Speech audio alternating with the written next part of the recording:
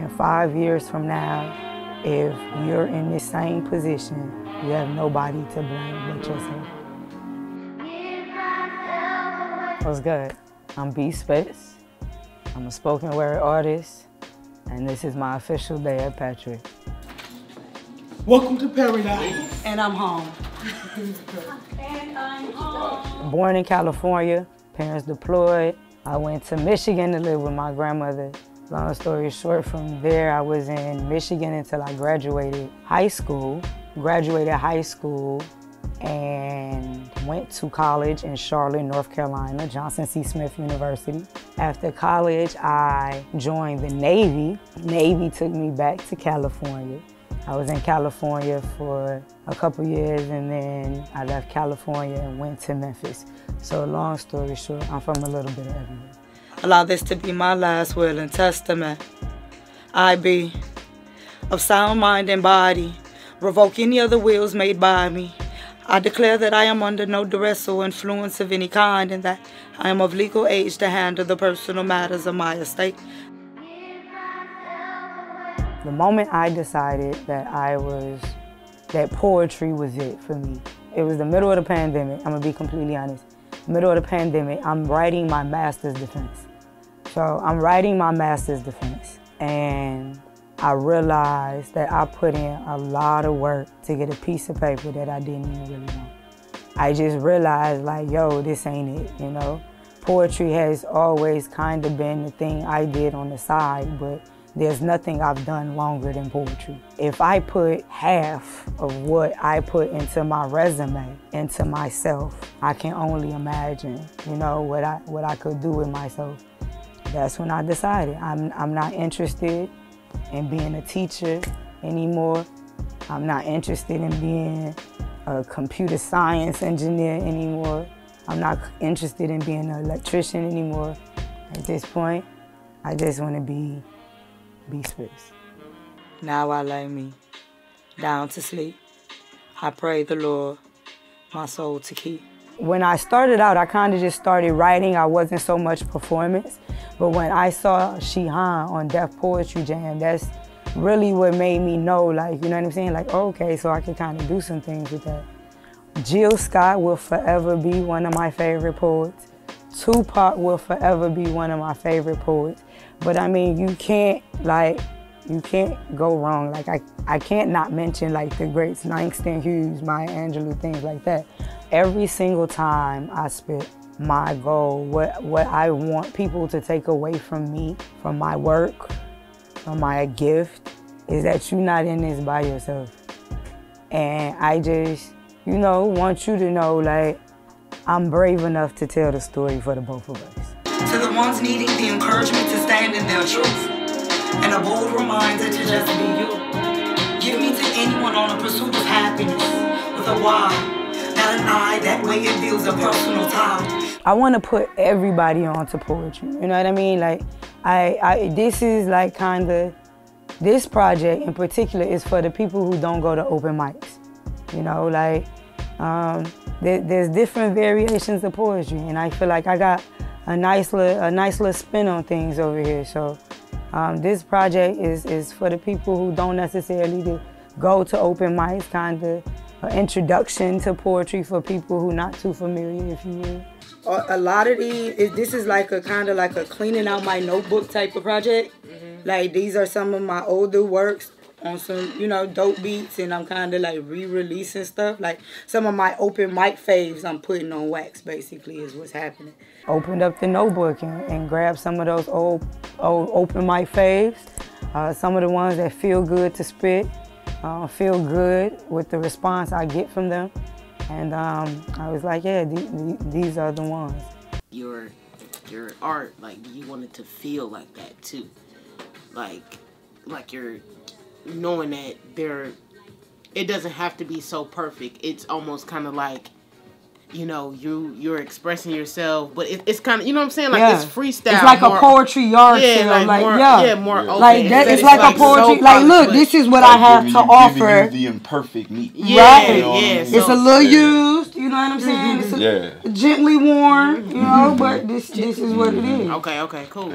I came to Patchwerk because I did my album here. I recorded here back in October.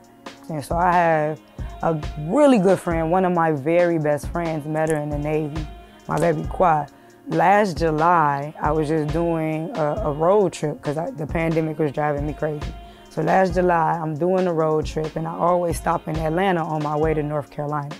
I had just written a poem for a wedding, and Quad was like, bro, you need to do an album. Like, yo, I'll drop half on the studio if you do an album. Come to Atlanta, we're gonna do an album.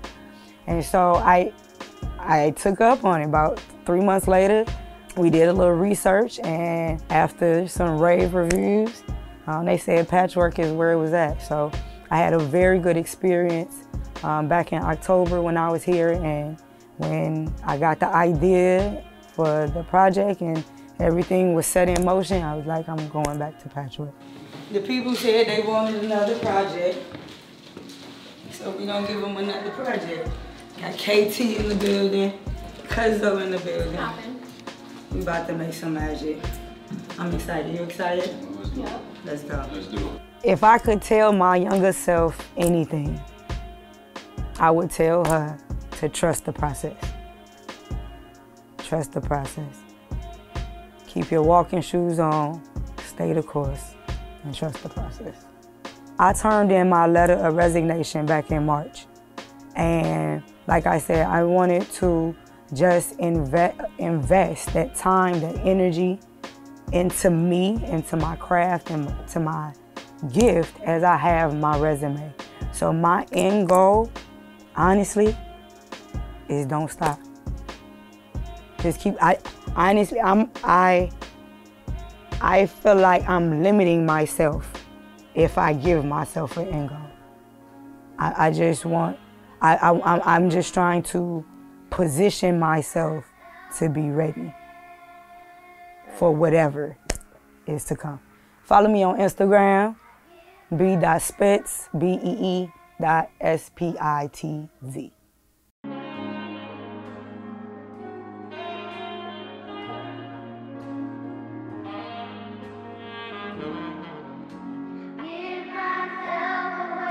Now I lay me down to sleep. I pray the Lord my soul to keep. And if in this slumber I take my last breath, allow this to be my last will and testament. I be of sound mind and body, revoke any other wills made by me. I declare that I am under no duress or influence of any kind, and that I am of legal age to handle the personal matters of my estate. I appoint you executor with no other appointee. I charge you with the responsibility of carrying out my final wishes, which is, I'm sure, the biggest wish I've ever wished for shit. This is what it is. Give me to any and everybody that found something they were missing anytime they listened to some shit I scripted. Give me to those who quote my poems to keep them going. I learned that it's not about what you're able to be, it's about what you're able to teach. So for every seed that I have or will plant, know that there's a piece of me for that. And give me to anybody in search of themselves, walking away from this version of self created for everyone else.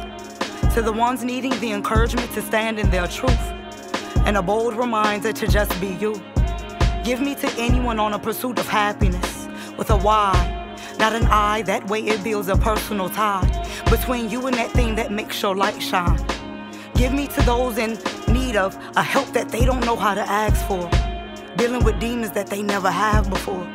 Give me to anybody that feels like they're all alone, with hundreds of contacts in your phone and a couple of people that'll pull up on you at home. You can work the hell out of a crowd, but deep down you can't shake the lonely. Give me to anyone that's dealt with maintaining mental health, whether it's a diagnosis or you just noticed that some shit was off. Give me to anybody fighting to protect their peace by any means, whether it's sage, crystals, and beads, or you letting a motherfucker know you're not the one, the two, or the three, and that's on me. Give me twofold to those who know it's okay to be both at the same damn time. Give me to the creatives. Give me to the kids. Tell them to hold me close.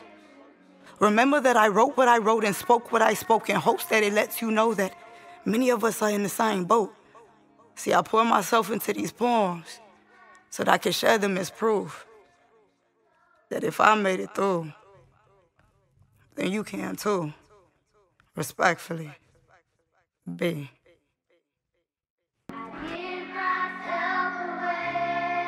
Top 5 dinner party would definitely be J. Cole, Jasmine Sullivan, Jill Scott, Janae Aiko, and Toby. Definitely. Always the vibe. Whenever I sit down to write, any given time, I can get inspiration for any of them.